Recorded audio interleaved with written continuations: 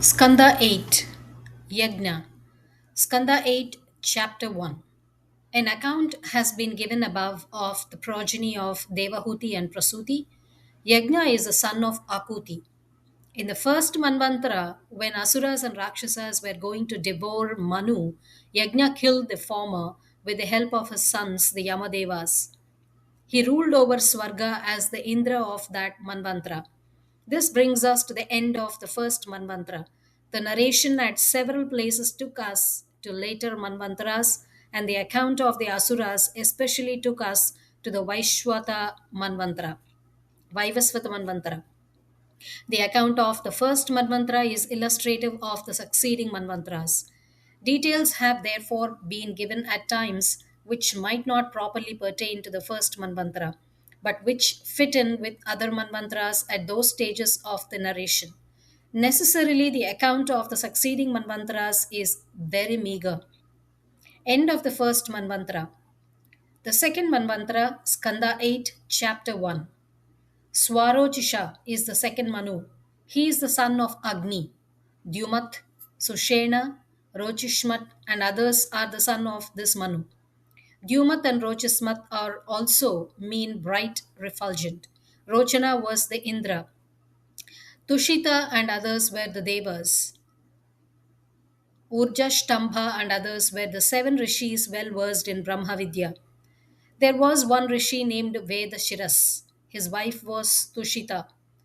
He had by her Vibhu, the avatara of this Manvantara. Vibhu took the vow of Brahmacharya and never married. 80,000 rishis learned his vrata. The second Manvantara is, in theosophical language, the second ascending half of the first round. The spiritual character of this Manvantara is manifest from the use of words meaning bright, refulgent. The avatara is Vibhu or all pervading. The Vav of Vibhu also denotes spirituality. Agni, also, the father of the Manu, is almost a name for spirituality. The third Manvantara, Skanda 8, Chapter 1. The third Manu is Uttama, son of Priyavrata. Pavana, Srinjaya, Yajnahotra, and others were his sons. The sons of Vasishta, Pramada, and others were the seven rishis. Satya, Vedashrita, and Bhadra were the devas. Satyajit was Indra. Dharma had by Sanrita one son named Satyasena. He was the avatara of this Manvantara. He was born with others called Satyavrata. He killed wicked yakshas and rakshasas given to falsehood and bhutas who injured others. The characteristic mark of this Manvantara, which is the first half of the second round, is truth. Satya or truth enters into the names of one class of devas, of the Indra, and of the Avatara. The name of the Avatara's mother was also truth. The Yakshas and Rakshasas were given to falsehood. The fourth Manvantara, Skanda 8, chapter 1 to 4.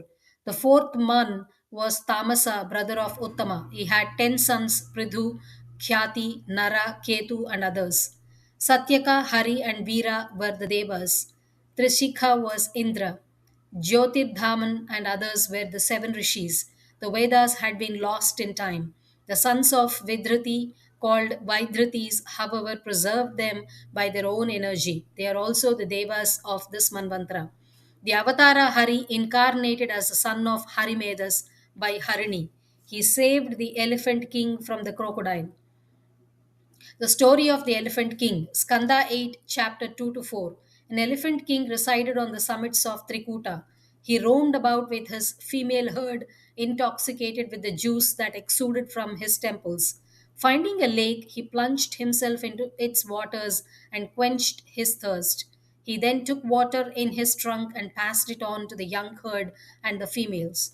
A powerful crocodile attacked him in rage. They fought for 1,000 years, each trying to draw the other unto him.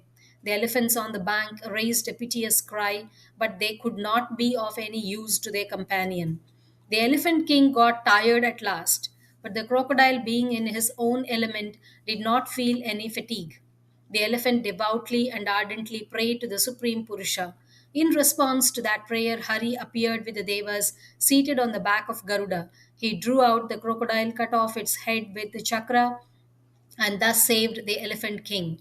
The elephant was a Gandharva named Huhu. He was playing with his wives in a tank. Rishi Devala went there to bathe. The Gandharva drew the Rishi himself by his feet. The Rishi cursed him to become a crocodile. The elephant was King Indradyumna of Pandya. He was under a bub of silence while engaged in meditation. Rishi Agastya came with his disciples, but the king could not receive him with any word of welcome. O thou of untrained intellect like an elephant, be an elephant thyself, such was the curse of the Rishi to him. The elephant represents the characteristic jiva of this manvantara. The elephant becomes excited and mad when the juice exudes from his temples. In the story, madness represents the prevalence of kama. The elephant was passionately attached to his wives. The jiva had himself given too much to kama and he was carried away helplessly by the demon. He knew not where. His better sense could not prevail without some extraordinary help, and that help was given by Hari, an incarnation of Vishnu. Possibly, the story represents the development of animal instincts. The fifth Manvantara, Skanda 8, chapter 5. Raivata was the fifth Manu. He was the brother of Tamasa. His sons were Arjuna, Bali, Vindhya, and others. Vibhu was Indra.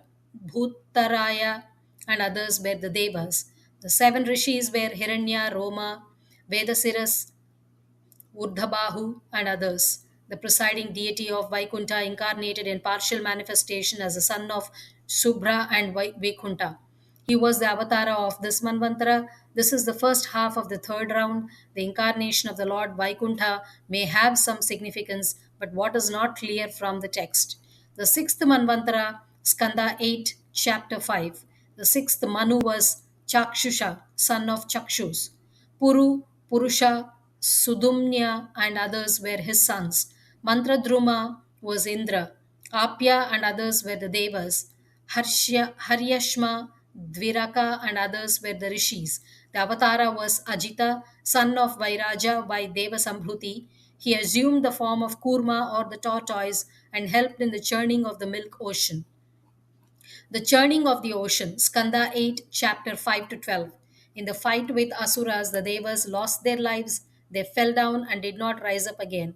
By the curse of Durvasas, Indra and three lokas became shorn of Shri or Lakshmi, wife of Vishnu and Vaikunta, preservative energy. Consequently, there were no performances such as Yagna. Durvasa once saw Indra on the elephant Airavata. He gave him the garland of his own neck. Indra, proud of his own Sri or wealth, placed the garland on the head of elephant. The elephant threw it down and tore it to pieces with his feet. Durvasa got angry and cursed Indra that he and his Triloki were to lose Sri. Indra did not know what to do, and the Devas all went over to the seat of Brahma on the top of Meru. Brahma saw the Lokapalas lifeless and lusterless, as it were, the Lokas beset with evils, and the Asuras full of life and energy. He meditated on Paramapurusha with concentrated mind and then addressed the Devas thus. Purusha has resort to Rajas, Sattva, and Tamas respectively for creation, preservation, and dissolution. This is just the time for preservation. For the good of all beings, he shall now be possessed of Sattva. So let us take the shelter of the guide of the universe. He shall now befriend the Devas and do what is best for us. The Devas with Brahma then went to Ajita. Brahma prayed to him as the preservative aspect of Virat Purusha. Vishnu appeared before the Devas and addressed them thus. The Asuras favored by Shukra are now victorious. Make peace with them so long as you are not strong yourselves. Lose no time in churning the milk ocean for Amrita in concert with the Asuras. By drinking Amrita, even dead persons become immortal. Throw all creepers and herbs into that ocean. Make Mandara mountain the churning rod and make Vasuki the rope. Then with my help, churn the ocean with all diligence. The Asuras shall have all the trouble to themselves, while you shall reap the fruits. If the Asuras ask for any concession, you had better approve of that. Do not be afraid of any poison that may arise. Have never greed, nor anger, nor desire in respect of the things that will arise. So saying, Vishnu disappeared. The Devas went to the Asura king Bali, and Indra explained to him what Vishnu had said about the churning.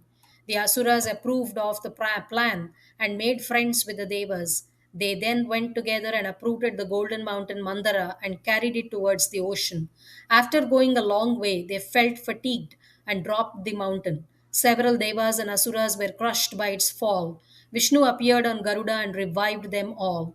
He then easily placed the mountain on the back of Garuda and went towards the ocean, followed by Devas and Asuras. The serpent king Vasuki was assured of a share in Amrita and he consented to become the rope. The mountain was then surrounded by Vasuki. Vishnu, followed by the Devas, held the mouth of the serpent.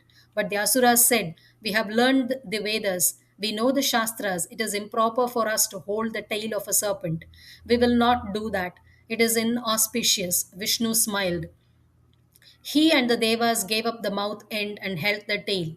The churning then commenced. The mountain was, however, heavy, and it sank down to the bottom of the ocean. The Devas and Asuras became mournful.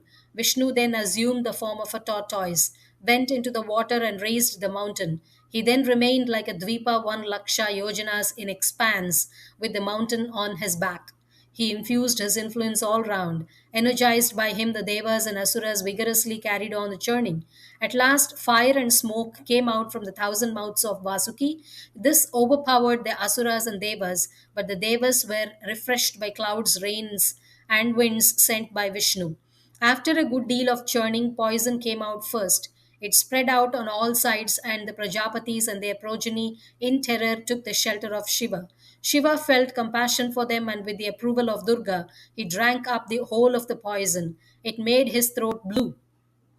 The churning recommenced. Out came Surabhi, the fabulous cow of plenty. The Vedic rishis took that cow for the necessaries of yagna. Then came the horse Uchai Shravas. Bali desired to have it, but Indra has, as directed by Vishnu, made no desire.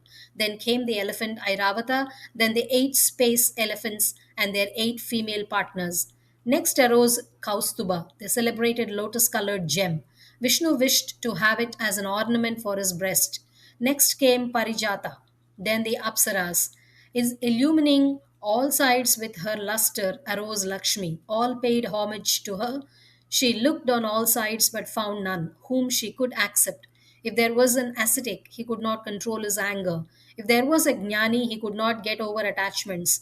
There might be a Mahatma, but he had not conquered his passion of love. He how could he be called Ishvara, who dependent on others? And no one but Ishvara could claim Lakshmi. If there was dharma anywhere, there was not friendliness for all beings. If there was sacrifice, it was not for liberation. There was power, but it could not resist the flow of time. If there was one void of likes and dislikes, he did not take a companion. If there was anyone long lived, he had neither good nature nor auspiciousness. If one had good nature and auspiciousness, he was not long lived. If one had all the virtues, he was out of his element with her. If he was all that she wanted, he did not want her. Considering everything, Lakshmi at last accepted Vishnu for her husband. He placed her on his breast. She favored the Devas, so they became possessed of all the virtues. She showed indifference to the Asuras, so they lost their might, energy, and modesty and became greedy. Then arose a lotus eyed girl called Varuni. The Asuras accepted her. Then arose Dhanvantari, part of Vishnu, with a pot of Amrita in hand. Seeing the pot of Amrita, the greedy Asuras took that by force. They quarreled with each other, some saying, first myself, others saying, not you, not you. Whilst the weaker amongst them, finding that they were going to be deprived, cried out in jealousy. The Devas are also entitled to an equal share. They have also toiled with us. At this time, Vishnu became a most beautiful young woman. She filled the hearts of the Asura chiefs with passion. They asked their tempting girl to settle their differences and to make a proper distribution of Amrita amongst them. But how can you trust a woman? Said the girl. But the Asuras had fallen in love with her, so they made over the Amrita pot to her without further thought. She consented to distribute Amrita on the condition that the Asuras should put up with whatever she did, right or wrong. The Asuras consented. She then made the Devas and Asuras sit in two separate rows. She distributed the whole of Amrita among the Devas. Only one Asura named Rahu sat with the Devas. The sun and the moon pointed him out to the girl Vishnu. Vishnu then and there severed the head from the body of the Ashura. But as the head had touched Amrita, it became immortal. Brahma made it a planet. Rahu still pursues the sun and moon at eclipses out of enmity. When the Amrita was wholly spent, Vishnu assumed his own form and, in the presence of all, left the place on the back of Garuda. The Asuras found they had been deceived and they became very angry. They could not bear the success of their enemies, but they instantly engaged in fight with them. The fight was personal between the chiefs of both sides. It is interesting to note the antagonistic names as they give the correspondences between the Deva and the Asura chiefs. Indra fought with Bali, Kartikeya with Taraka, Varuna with Heti, Mitra with Praheti, Yama with Kalanabha, Vishwakarma with Maya, Twastri with Sambara, Savitri with Virochana, Aparajita with Namuchi. The Ashwini Kumaras with Vishwaparvan, Surya with the 100 sons of Bali, Vana, and others, Chandra with Rahu, Vayu with Puloman, Bhadrakali with Shumbha and Nishumbha, Vrishakapi with Jambha, Vibhavasu with Mahisha, the sons of Brahma with Ilvala and Vatapi, Brihaspati with Shukra, Seni with Naraka, the Maruts with the Nirvatakavachas, the Vasus with the Kalayas, the Vishwadevas with Paulomas, and the Rudras with the Krodhavasas. Those who want to make a deep study will do well to note these correspondences, as they will serve to explain points which I have not touched upon as beyond the scope of the present work. The Asuras used all the weapons of tempting, Maya, and conquered the Devas. Vishnu then came to their rescue and they became victorious. The details of the fight might be interesting from an occult point of view, for which the reader must refer to the original. Siva heard that Vishnu had assumed an enchanting female form. To satisfy his curiosity, he went to him with Bhavani. Vishnu assumed that form again to satisfy Shiva. The astral lord became passionate and ran after that female form and embraced her. The female Vishnu got out of the embrace and reassumed his own form. Shiva was then restored to himself. Thoughts on the above stories. We have already seen that the ascent of spirit commenced in the Vaivashvata Manvantara. If the 14th Manvantara or the second half of the 7th round he left out of consideration as the Manvantara of dissolution or Pralaya, the middle of the remaining 13 Manvantaras will be in the Vaivasvata Manvantara, but the ascent would not commence without preparation. That preparation was made in the Chakshusha Manvantara or during the latter half of the third round. Sri or Lakshmi is the sattvic energy of preservation. This energy was so much overpowered by materiality that she was not to be found in Triloki. The spiritual forces, the Devas, lost life and energy. The Asuras were at the height of their power, but as the ascending arc was near at hand, the Devas were promised Amrita, that is, immortality for the remaining part of the Kalpa. But that Amrita was to be obtained. The arc of spiritual evolution was to be raised by the churning of the ocean of milk. The ocean of milk does not appertain to Jambu Dvipa, but it is the ocean of Sakadvipa. The seven oceans are transformations of Prakriti, differing in the admixture of Sattva, Rajas, and Tamas, and determining the character of the globe they surround. Vishnu, as the third Purusha, is the divine source of evolution in every jiva. The seat of that Vishnu is the ocean of milk, the ocean where Sattva prevails. It is Vishnu who, from his seat in the ocean of milk, sends down pranic energy and the mineral becomes a vegetable. He sends down the power of perception and then the power of conception, and the vegetable becomes an animal and at last a man. Course of evolution, there is a development of the self element in us. There is no idea of self in the mineral or in the vegetable. It faintly asserts itself, or rather makes an effort to assert itself, in the animal kingdom. The early history of humanity is the development of the selfish element in him. The jiva has two sides in himself and non self. The self side is caused by limitation due to its own senses.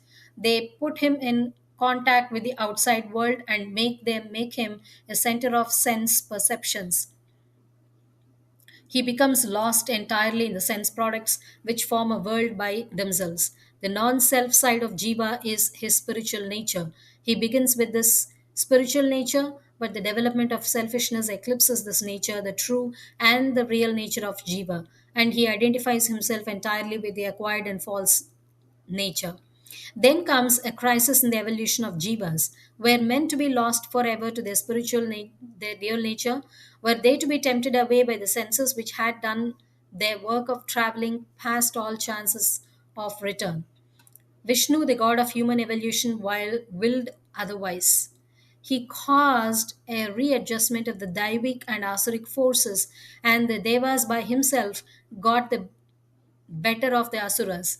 This is the churning of the ocean of milk. It averted a crisis and is therefore a great event in the history of the universe. The asura element could not be altogether wiped away, for the deva or spiritual nature evolves out of asura or selfish and material nature.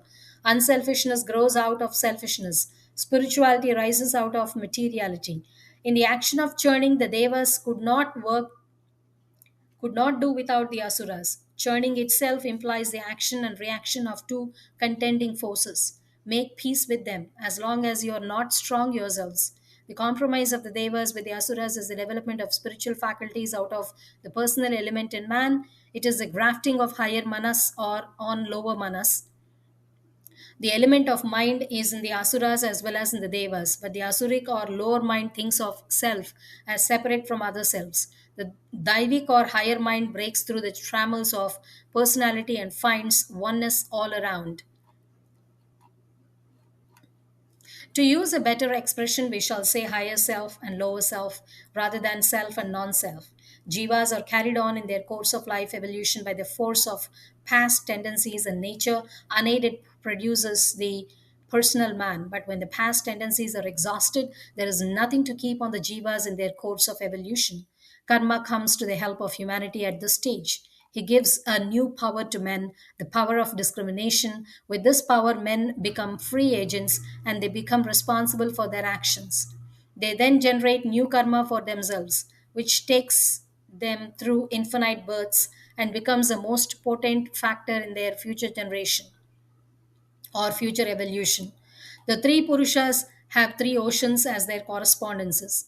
The first ocean gives the materials of the Jiva body, the second ocean gives the germs of all Jivas, the third is the ocean of Jiva evolution. This ocean is churned for the spiritual evolution of Jivas and it yields all that is necessary for that evolution.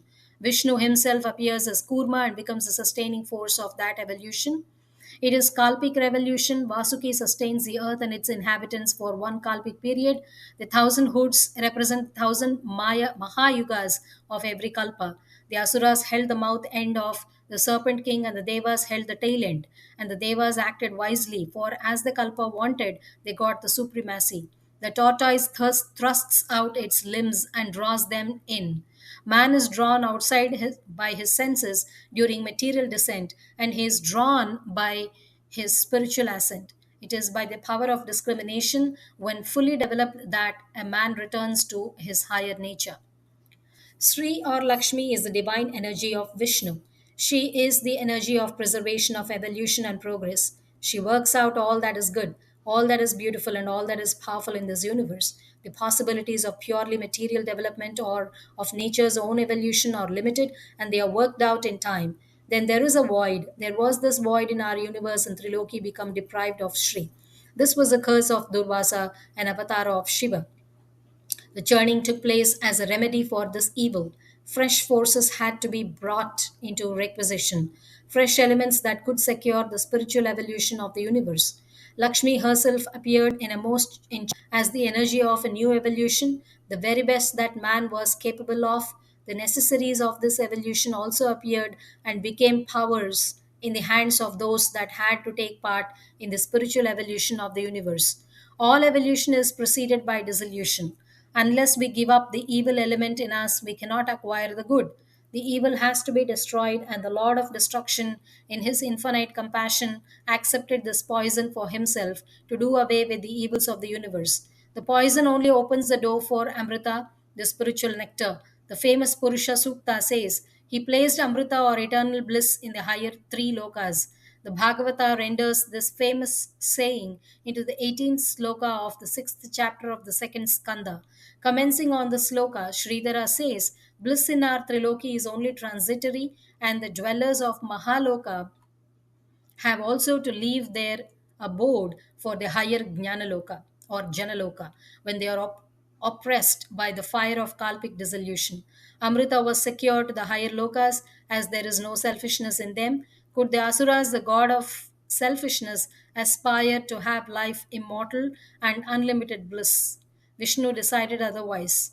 The way was thus prepared for the Vaivasvata Manvantara when men learned to discern between right and wrong.